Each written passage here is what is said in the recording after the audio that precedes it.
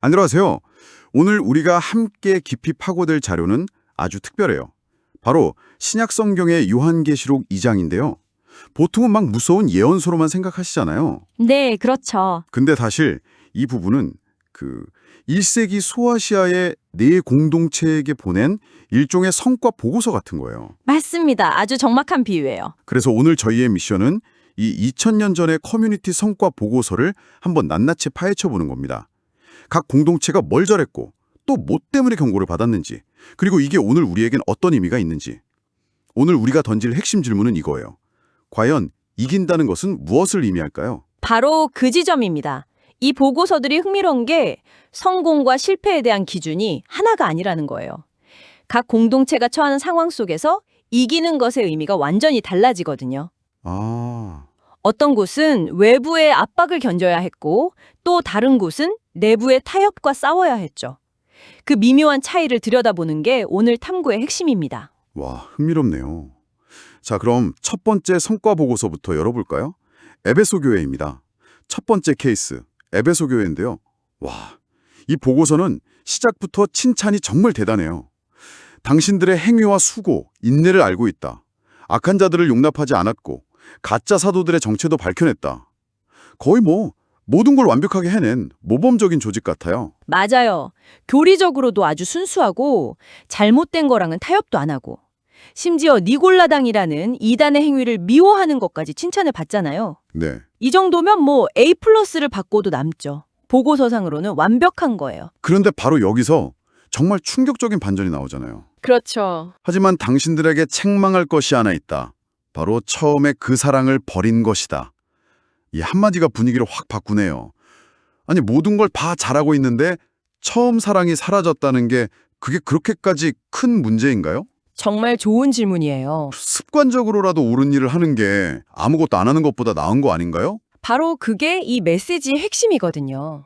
이게 현대 조직에도 시사하는 바가 아주 커요. 아, 그런가요? 모든 절차를 완벽하게 지키고 실적도 좋은 팀이 있는데 정작 그 팀원들한테는 초창기의 열정이나 사명감이 완전히 사라져버린 상태인 거죠. 왜 이 일을 하는지에 대한 마음이 없는 거예요. 겉모습은 완벽한데 사실은 언제 무너져도 이상하지 않은 상태라는 겁니다. 그래서 경고도 이렇게 무서운 거군요. 회개하지 않으면 당신의 촛대를 그 자리에서 옮겨버리겠다. 이건 그냥 교회가 문 닫는다 이런 수준을 넘어서는 의미 같아 보여요. 네, 촛대를 옮긴다는 걸 등대로 생각해보면 좀 이해하기 쉬워요. 등대요? 네, 촛대는 등대의 빛과 같은 거거든요. 그 빛이 꺼지면 등대 건물 자체는 남아있을지 몰라도 더 이상 등대로서의 존재 이유가 사라지는 거죠. 아, 겉모습은 그대로인데 핵심 기능과 정체성을 완전히 상실하게 된다는 정말 끔찍한 경고예요.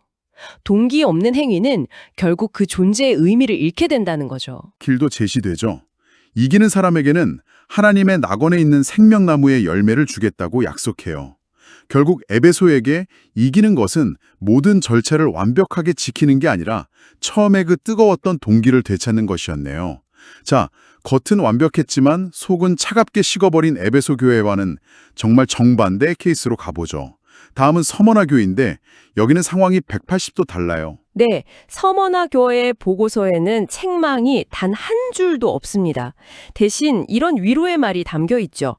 나는 당신들의 환난과 궁핍을 안다. 하지만 사실 당신들은 부유한 자들이다. 와. 세상의 기준으로는 가난하고 핍박받지만 신의 관점에서는 가장 부자라는 아주 역설적인 평가를 받고 있는 거예요. 제가 이 부분에서 좀 충격적이었던 게 있어요. 어떤 부분이요? 보통 이런 상황이면 내가 너희를 이 고난에서 지켜주겠다 이런 약속을 기대하게 되잖아요. 그렇죠. 보통은 그렇죠. 그런데 여기서는 오히려 앞으로 닥칠 고난을 두려워하지 마라.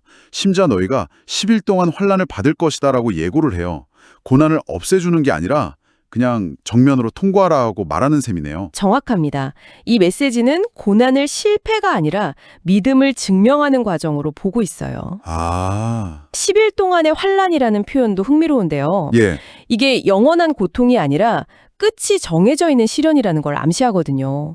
이 터널만 지나면 된다는 거죠. 그렇군요. 그리고 이 시련을 통과한 사람에게 주어지는 보상은 생명의 면류관, 즉 죽음을 이기는 영원한 생명을 약속하는 겁니다. 그렇다면 서머나 교회에게 이기는 것은 고난을 피하는 게 아니라 그 고난의 한복판에서도 믿음을 잃지 않고 끝까지 버텨내는 인내, 그 자체였군요.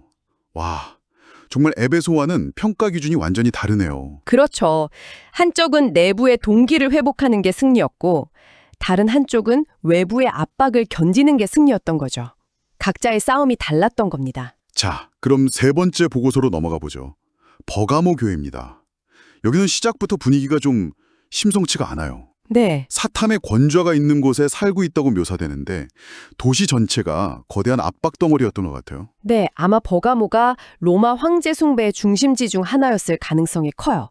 그러니까 도시 전체가 신앙을 지키기 너무 힘든 환경이었던 거죠. 그런데도요? 네, 그럼에도 이 교회는 안디바라는 순교자가 나왔을 때조차 믿음을 저버리지 않았다고 칭찬받아요.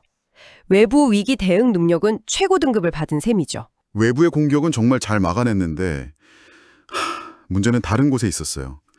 보고서를 보니까 교회 내부에 발람의 교훈과 니골라당의 교훈을 따르는 사람들이 있다고 지적해요. 발람이라면 구작에서 이스라엘을 정면으로 공격하지 못하니까 내부에서부터 타락시키려고 했던 그 인물이잖아요. 맞아요. 그 인물입니다. 발람의 교훈을 쉽게 말하면 정면 공격이 안 되니 내부에서부터 무너뜨리자는 아주 교묘한 전략이에요. 직접 저주를 할 수 없으니까 우상의 재물을 먹게 하고 도덕적으로 해이해지게 만드는 달콤한 유혹을 심어놓은 거죠. 버가모의 상황을 현대적으로 비유하자면 약간 우리 회사는 외부 해킹은 철통같이 막는데 정작 내부 직원이 기미 정보를 빼돌리는 건 눈 감아주고 있는 그런 상황과 비슷해요. 와, 외부의 적보다 내부의 타협이 훨씬 더 위험할 수 있다는 경고입니다. 그렇게 보니 확 와닿네요. 외부의 박해는 이렇게 보이니까 다 같이 뭉쳐서 싸우기라도 하는데 내부의 타협은 뭐 이 정도는 괜찮겠지 하면서 서서히 스며드니까 더 무서운 거군요. 바로 그겁니다. 그래서 심판의 메시지도 내 입에 검으로 그들과 싸우겠다는 거예요. 물리적인 힘이 아니라 진리의 말씀으로 그릇된 가르침과 타협을 잘라내시겠다는 의미죠. 여기서 이기는 자에게 주어지는 약속은 정말 신비로워요. 감추었던 만나와 새 이름이 기록된 흰 돌을 주겠다고 하거든요. 감추었던 만나는 뭐 세상이 줄 수 없는 영적인 양식을 뜻하는 것 같고 흰 돌은 당시의 재판에서 무죄를 선고하거나 아니면 특별한 행사에 들어가는 입장권으로 쓰였다고 하죠. 특히 받는 자 밖에는 그 이름을 알 사람이 없다고 기록된 새 이름이 핵심이에요. 그게 핵심이군요. 네.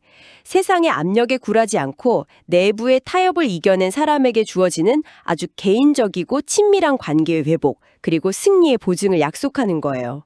세상이 뭐라고 하든 신과 나만이 아는 새로운 정체성을 부여받는다는 거죠. 그렇군요. 버가모에게 이기는 것은 외부의 적과 싸우는 동시에 내부의 은밀한 타협을 분별하고 거부하는 것이었네요. 자, 이제 오늘의 마지막 교회, 두아디라입니다. 이 편지는 4개 중에 분량이 제일 길어요. 그만큼 할 말이 많았다는 뜻이겠죠? 네, 그리고 칭찬부터가 아주 화려합니다. 당신들의 사업과 사랑과 믿음과 섬김과 인내를 안다. 심지어 나중행이가 처음 것보다 더 훌륭하다. 와, 이건 에베소랑은 완전 반대네요. 정반대죠. 처음 사랑을 잃기는커녕 시간이 갈수록 점점 더 성장하고 발전하는 교회였어요. 실적은 계속 우상향 곡선을 그리고 있었던 거네요. 그런데 이렇게 잘 나가는 조직에 치명적인 문제가 있었습니다. 바로 자칭 선지자라 하는 여자 이세벨을 용납했다는 거예요. 그녀가 사람들을 꿰어서 우상에게 바친 음식을 먹게 하고 비도덕적인 행위를 하도록 부추겼다고 해요. 이세벨이라는 이름은 구약에서 우상 숭배를 들여와서 나라를 망친 악명 높은 왕비의 이름이죠. 네, 맞아요. 아마 그만큼 파괴적인 영향력을 가진 인물이나 그룹을 상징하는 것 같아요. 이건 두아디라의 성과 보고서를 한 줄로 요약하면 성장에 눈이 멀어 조직 내 문화적 암을 키운 케이스라고 할 수 있어요. 실적이 좋다는 이유로요? 네, 실적이 좋다는 이유로 조직에 심각한 해악을 끼치는 인물을 그냥 방치한 거죠. 이세벨에 대한 경고는 정말 무서워요. 그를 침상에 던질 것이요. 그의 자녀를 사망으로 죽이리라. 이런 표현들은 굉장히 강력한 심판을 예고하잖아요. 그렇죠. 잘못된 가르침을 용납하는 걸 얼마나 심각하게 보는지 알 수 있는 대목이에요. 하지만 여기서도 주목할 점이 하나 있어요. 심판을 말하기 전에 내가 그에게 회개할 기회를 주었다는 구절이 먼저 나옵니다. 기회를 먼저 줬군요. 네. 심판이 목적이 아니라 돌이킬 기회를 주는 게 먼저라는 거죠. 그리고 이세벨의 가르침에 빠지지 않은 나머지 사람들에게는 다른 짐을 지우지 않겠다. 당신들이 가진 올바른 것을 굳게 잡고 있어라고 격려해요. 아, 문제의 원인을 정확히 분리해서 다루는 아주 정교한 리더십을 보여주죠. 공동체 전체를 싸잡아서 비난하지 않는군요. 그리고 이기는 자에게 주어지는 약속은 그 스케일이 정말 엄청납니다. 만국을 다스리는 관세와 새벽별을 주겠다고 해요. 이건 어떤 의미일까요? 만국을 다스리는 권세는 말 그대로 그리스도의 통치에 참여하게 된다는 의미고요. 그리고 새벽별은 성경의 다른 부분에서 그리스도 자신을 상징하기도 하거든요. 와, 따라서 이 약속은 조직 내의 달콤한 유혹과 거짓된 가르침을 이겨낸 사람들이 결국 그리스도와 함께 다스리면서 그의 영광에 참여하게 될 것이라는 가장 강력하고 희망적인 비전이라고 할 수 있습니다. 결국 두아디라에게 이기는 것은 외적인 성장에 만족하지 않고 내부의 거짓을 단호하게 끊어내는 것이었네요. 자, 이렇게 네 교회의 성과 보고서를 모두 살펴봤습니다. 모든 걸 완벽하게 해내다 열정을 잃어버린 모범생, 극심한 고난 속에서도 영적인 부여함을 지킨 강자, 또 외부의 압박은 잘 막았지만 내부의 타협에 흔들린 공동체, 그리고 눈부신 성장을 이루면서도 내부의 암을 키운 조직까지. 와, 정말 각양각색이네요. 그렇죠. 이 네 개의 보고서를 통해 우리가 알 수 있는 건 신앙이라는 게 단 하나의 정답을 가진 게 아니라는 점이에요. 네. 상황에 따라 싸워야 할 대상이 달라지는 거죠. 교리의 순수성, 고난을 견디는 인내, 도덕적 타협에 대한 저항, 내적 동기의 회복. 이 모든 것이 각기 다른 상황에서 이기는 방법이었던 겁니다. 이 편지들이 단순한 신학적 담론이 아니라 실제 도시에서 압박과 유혹, 또 내부 분열을 겪었던 공동체의 생생한 기록이라는 게 느껴져요. 2000년 전 이야기인데도 오늘날 우리가 속한 조직이나 우리 개인의 모습과 겹쳐 보이는 지점들이 정말 많고요. 맞아요. 우리는 어떤 점에서는 에베소 교회 같고 또 어떤 점에서는 버가모 교회 같은 모습을 동시에 가지고 있을 수도 있죠. 이 보고서들은 우리 자신을 비춰보는 거울이 되어주는 셈입니다. 오늘 이야기를 마무리하면서 한 가지 생각해 볼 점이 남는 것 같아요. 모든 메시지는 이기는 그에게는 이라는 말로 끝나면서 보상을 약속하거든요. 네. 이 텍스트는 결코 쉬운 길을 약속하진 않지만 각자의 자리에서 인내하며 싸워 이기는 사람에게는 항상 보상이 따른다고 말하죠. 그렇다면 수많은 정부와 유혹, 또 각기 다른 종류의 압박 속에서 살아가는 오늘날의 우리에게 이긴다는 것은 과연 어떤 의미일까요?